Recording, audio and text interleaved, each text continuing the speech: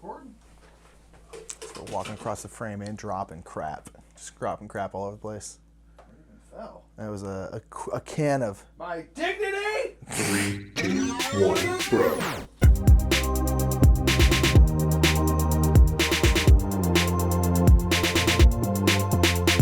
What's up, everybody? My name is Nick Murphy. I'm one half of the Brothers Murph, and this is What's on That Shelf. What's on That Shelf is a series where we basically just go through our shelves. It's been a little bit since we've done one of these, but we have these lovely Kallax shelves here, and they have these nice little cubbies. And so what we do is we go through one of the shelves on the cubby and basically just give a kind of quick review of the games that we are on here. This actually ended up inspiring a series we do. You can check out a link for up here, which is Rapid Reviews, which is us doing kind of quick reviews of that. This is kind of like that, but instead of games that we played during that month, it's just games that are right here. And I keep touching this shelf because this is what we're doing. So we're gonna go ahead and do this. Our shelves are done by color, if you haven't noticed, by the way. And so this is kind of like our dark blue, like really kind of purpley dark blue into like dark navy kind of blue area. And so let's start off with Yukon Airways. Look at how pretty that is. God, this game is pretty. So this is Yukon Airways. If you like a game called Castell, you'll probably like Yukon Airways because there are a lot of similarities in terms of the things that we really like about Castell, we really like about Yukon Airways. And what that is you are flying all around the Yukon up in Canada, I believe it's pronounced, and basically you're trying to drop off passengers because up in this area a lot of things are done by plane because there's just not that many roads up there. We're talking about, this is one of the provinces in the top of Canada, and so a lot of things are done by plane. And so you're basically dropping off customers, you're rolling out these dice, and these dice get assigned to here, and then the dice then tell you what kind of customers you can drop off. But what we really like about Yukon Airways is, one, it's just got a cool theme. The gentleman who made it, Al Leduc, I believe is his name, his father was a pilot in the Yukon. That's what this whole thing is based around. There's a lot of like really cool art of like pictures, like old family photographs, and those are actually pictures of his family. It's a really, really cool passion project and a really fun game on top of that. But going back to Castell, and what we like about that is this game works a lot like Castell in the way where when you start off, there's all these rules. There's rules about how far you can fly, there's rules about how much fuel you have, rules about all this different stuff, and then there's a bunch of stuff that then just allows you to break all of those rules. So in Castell, as you get better and better trained, you then can start breaking all the parameters of your tower. In this, as you get better and better trained, you can start flying farther, you can start picking up more passengers, you can start doing all these different things. And that's a really fun concept in games, of when you have all these rules, you have these parameters, but then you start unlocking these things that then allow you to start breaking some of those rules. And it's a really, really satisfying mechanic that doesn't show up in too many games, but does show up in Castell. We love it. Does show up in Yukon Airways, and we also love it. And just look how freaking pretty it is. God, this game is gorgeous. It's got this really kind of cool pastel color palette, and it's just got a cool theme. Look at it. It's just so pretty. Oh, man, if this place wasn't covered in snow like 99% of the year, I would want to go there. Yukon Airways, good game. Check it out. Really, really fun. Now we got another game that's completely different. Planat. Planat, or Planet, by Blue Orange Games is a really, really cool game where you have these 3D dice. I'm doing a Mike thing. Mike always opens up these boxes. You have these 3D D12s. They're, well, I guess all D12s are 3D, but they have these big D12s essentially. And throughout the game, you're going to be getting these land types, and you're going to be popping them onto the outside. And as you're going, you're essentially building out more and more of these land types, and you're trying to connect different land types and try to make big versions of land types. And you're essentially following all of these cards, and these cards are gonna have scoring opportunities. So the scoring opportunity might be like having the biggest grassland that isn't touching ice. And whoever has the biggest grassland not touching ice will win that card. And so you basically have all these different scoring opportunities throughout the game. And you then are just trying to build out your planet to score as much as possible on those scoring cards. The cool thing is the scoring cards are all face up. You get to see all of them from the very first round to the very, very last round. You get to see everything. There's 12 rounds, hence 12 sides to a D12. And so you can see what's coming. So you're constantly trying to build out this like little 3D die in a way that's going to be able to allow you to get these cards, which will score you points. And it's because it's on the 3D, it's on a 3D axis, it's so hard and puzzly to try to like be looking at it and figuring out and trying to like conceptualize in your mind, okay, if I put this here, it's gonna be touching these, which will be good for this card, but we don't want to be touching that because it's gonna be bad for this card. And it's just this, it's pretty tough, but ultimately very, very simple game that works really well. It's got a really cool gimmick, a gimmick that makes sense for the theme, a gimmick that isn't just there, it's an integral part of the game, like the gimmick literally is the entire game. I really, really like playing it a lot. It's awesome. I just think it's such a cool, innovative design that I want to see more of. It's just stuff like this, like, hey, start thinking outside the box, like no boards, the whole thing. Like you could have just had it where you're placing tiles onto a board. Okay, why not put it onto a magnetic D12? You know, and so very, very cool, really fun game. I like it a lot. Give it a try. It's very weird, kind of polarizing. A lot of people really, really love that game, and a lot of people really, really hate that game. So check it out. See which one is you. Stop Thief. Stop Thief. We're in this game. I'm very proud of that fact. I bring it up often. But nonetheless, Stop Thief is a great game by Restoration Games, who sponsor the Brothers Murph. That's not why it's a great game. Do they pay us to say that? Yes. No, they don't.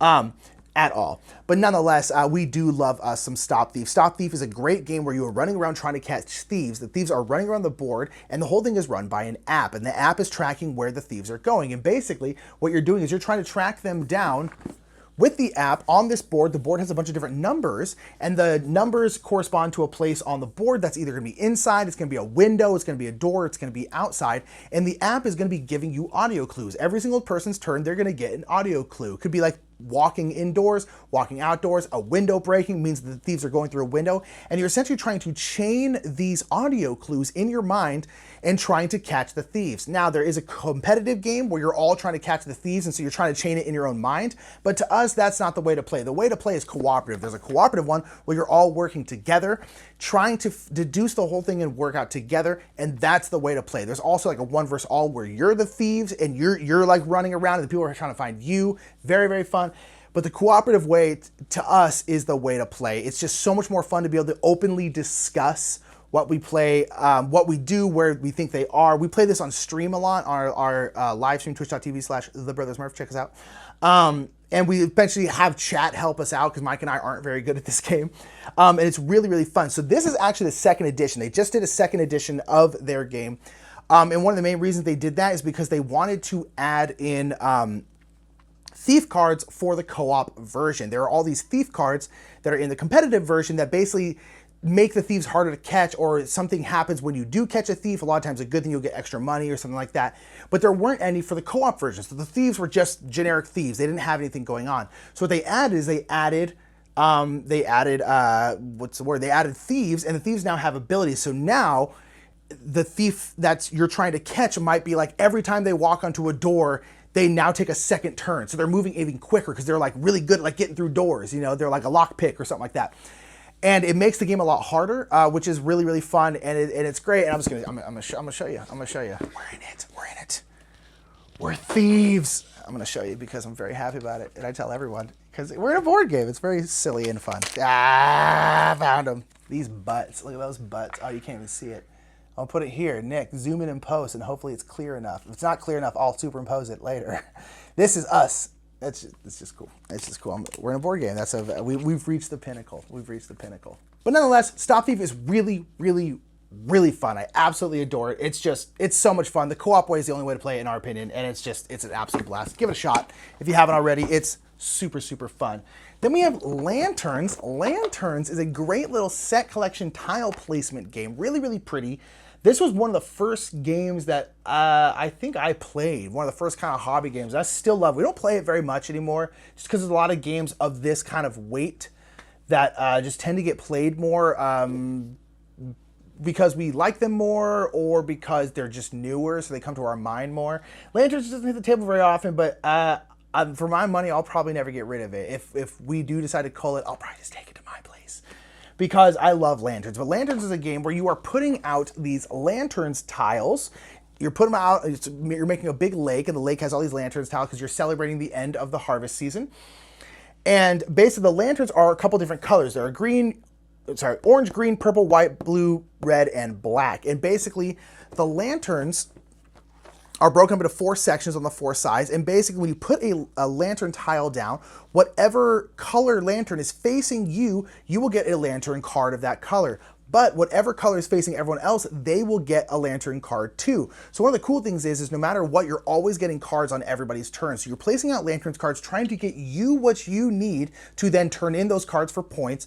And you're trying to deny the other people what they need, because it's all open information so you can see what they're going for.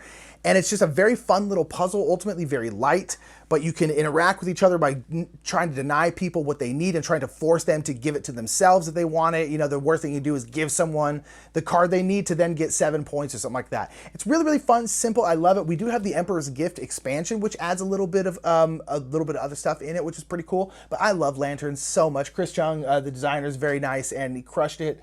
I don't know. I've always been incredibly charmed by this game. That's really the best way to put it. Like, it's not my favorite game ever. It's not the greatest game I've ever played.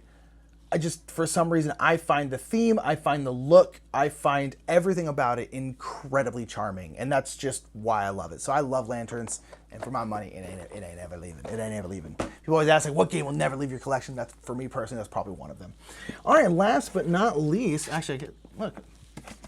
We also have some laminated Fleet the Dice game things. Where is Fleet the Dice game? Now that I think about it. That's somewhere. Bin. What? Oh, it's in the bin. Mike says it's in the bin. We have laminated things for Fleet the Dice game, and they're here for some reason. Nonetheless, Manhattan Project Energy Empire. Look at this guy just smoking on the job. That seems unsafe.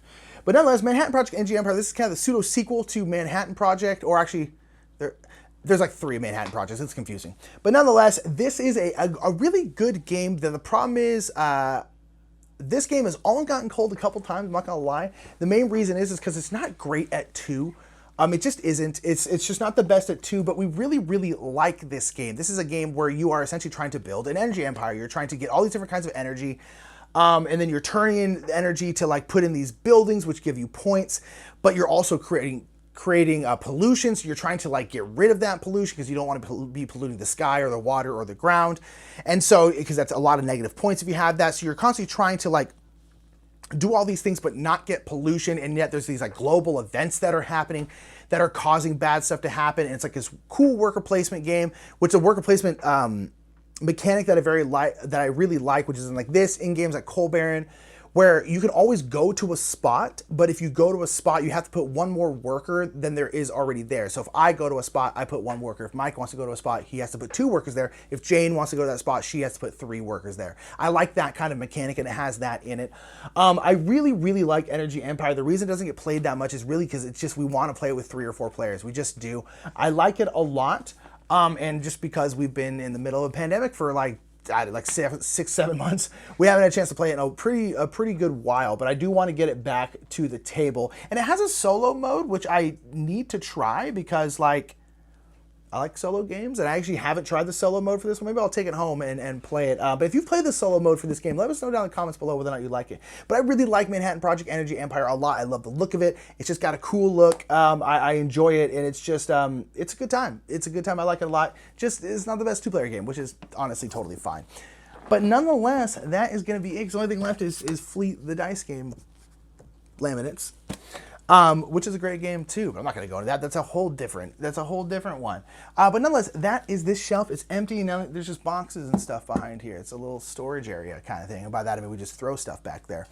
But nonetheless, let me know what you think of these games down in the description, down in the comments below. In the description, there's probably other stuff. But nonetheless, I really like all these games all in our shelves. We pretty much like all the games we have, which makes sense. As we've culled our games, you kind of really do start refining your collection, and because we are at a very strict limit of games that we have here, all the games that are left behind we really, really like. And so even, I was talking about Manhattan Project is not necessarily the best at 2, we still really, really love that game. It's gotten through two big cullings where we culled like 45 games or 65 games or whatever it was.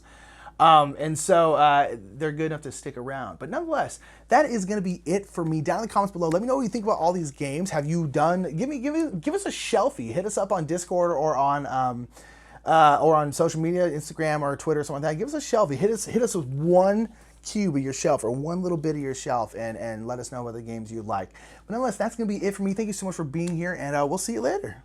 Thank you so much for watching that video. If you want to check out the rapid reviews video that I was talking about, check out this video up here. And this video right here is gonna be the last what's on the shelf that we did. It's a shelf. I don't know which one it is, but it's probably a good one. It's probably great. While you're here, make sure to give this video a thumbs up, a share, and hit that subscribe button if you haven't already, and turn on that ding ding, that bell while you're at it. Thank you so much for being here. We'll see you later.